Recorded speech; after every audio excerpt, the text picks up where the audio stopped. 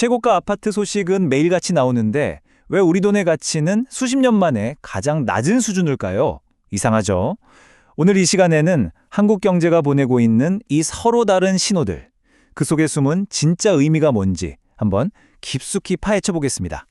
바로 이 숫자 63위에서 시작해보죠. 이게 뭐냐면요. 전 세계 주요 64개국 중에서 우리나라 원화가 가진 실질적인 힘, 그러니까 구매력 순위입니다. 수십 년 만에 가장 낮은 수준이에요. 이 숫자 하나가 지금 우리 경제가 어떤 상황에 놓여 있는지를 압축적으로 보여주고 있는 거죠. 네, 이 질문이 바로 오늘 우리가 풀어야 할 핵심입니다.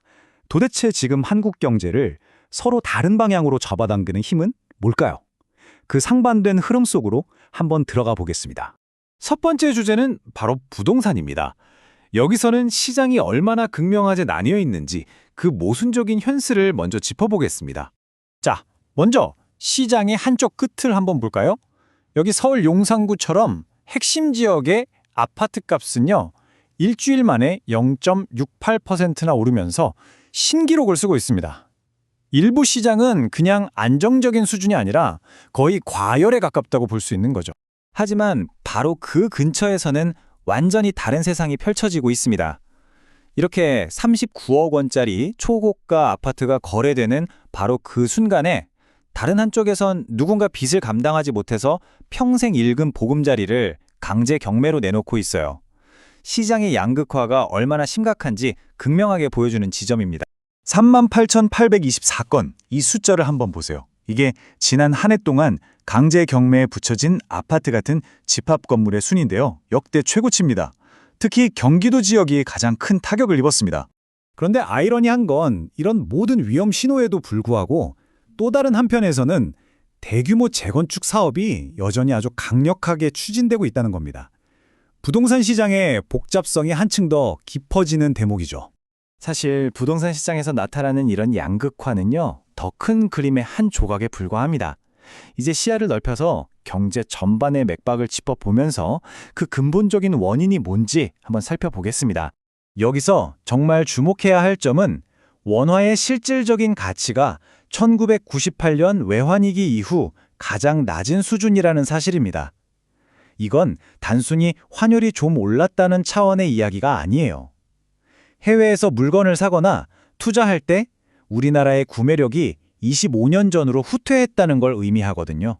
이웃나라 일본과 비교해보면 상황이 더 명확해집니다. 엔화도 약세인 건 마찬가지지만 미국과의 정책 공조 덕분에 좀 안정될 가능성이 있어요. 반면에 원화는 그런 안전장치가 없이 자체적인 펀더멘털에 따라서 훨씬 더 큰 변동성에 노출되어 있다는 차이가 있는 거죠. 이렇게 통화 가치가 불안한 가운데 정부는 주식시장, 특히 코스닥 시장을 살리려고 굉장히 적극적으로 나서고 있습니다. 심지어 코스닥 지수 5,000이라는 아주 야심찬 목표까지 내걸면서 시장을 띄우려는 의지를 보이고 있죠. 이런 거시경제의 변화는 결국 우리 개인의 지갑에 직접적인 영향을 미칩니다. 이 차트를 보시면 이자나 배당 같은 금융소득 때문에 종합과세 대상이 된 사람들의 비율이 2019년 이후에 엄청나게 늘어난 걸 볼 수 있어요. 이게 바로 고금리 시대의 또 다른 얼굴인 셈이죠. 하지만 이렇게 불안정한 거시경제 지표들 속에서도 한국의 기업들은 미래 기술에 정말 어마어마한 돈을 투자하면서 경제의 완전히 다른 측면을 보여주고 있습니다. 그 첫 번째 격전지가 바로 이 휴머노이드로 보십니다. 삼성, LG 같은 대기업들이 미래의 성장 동력을 바로 이 시장에 걸고 핵심 기술인 인공지능과 배터리 개발에 조 단위의 투자를 쏟아붓고 있는 겁니다. 그리고 두 번째 베팅은 게임 체인저라고 불리는 양자 컴퓨팅입니다. 기존 슈퍼컴퓨터가 수천 년 걸려서 풀 문제를 단 몇 초 만에 해결할 수 있는 기술이에요. 기업들은 이 미래 기술을 먼저 차지하기 위해서 정말 치열한 개발 경쟁을 벌이고 있습니다. 이게 다가 아닙니다. 소프트웨어가 중심이 되는 자동차부터 친환경 에너지, 그리고 글로벌 제약사와 수조 원대 계약을 맺은 바이오 기술까지 투자의 폭이 정말 넓고 다양합니다. 자, 이제 한국 경제를 더 큰 세계 무대 위에 올려놓고 보겠습니다. 국제관계의 변화가 어떻게 우리에게 새로운 도전과 기회를 동시에 만들어내고 있는지 한번 살펴보시죠. 여기서 아주 흥미로운 기회가 하나 생겼습니다. 바로 우리나라 조선업체들이 이제 미 해군의 함정을 유지하고 보수하는 계약에 참여할 수 있게 된 건데요. 이건 말 그대로 완전히 새로운 시장이 열린다는 뜻입니다. 히토류 공급망 재편부터 시작해서 미일 통화협력, 그리고 방금 본 미 해군 함정 수리 계약까지 이처럼 강대국들의 지정학적인 움직임 하나하나가 한국 산업에는 직접적인 기회이자 동시에 위협으로 작용하고 있습니다. 이 인용구가 모든 걸 말해주죠. 반도체 같은 핵심 산업에서 벌어지는 글로벌 경제의 변화는 이제 단순한 비즈니스 문제가 아닙니다. 국가 안보와 직결된 정말 중대한 사안이 된 거죠. 자, 오늘 우리가 쭉 살펴본 내용입니다.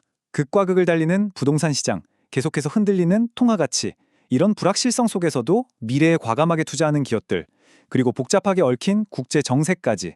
이것이 바로 지금 한국 경제의 생생한 모습입니다. 위기와 기회는 정말 동전의 양면과도 같죠. 부동산과 외환시장의 불안은 분명한 위기 신호입니다.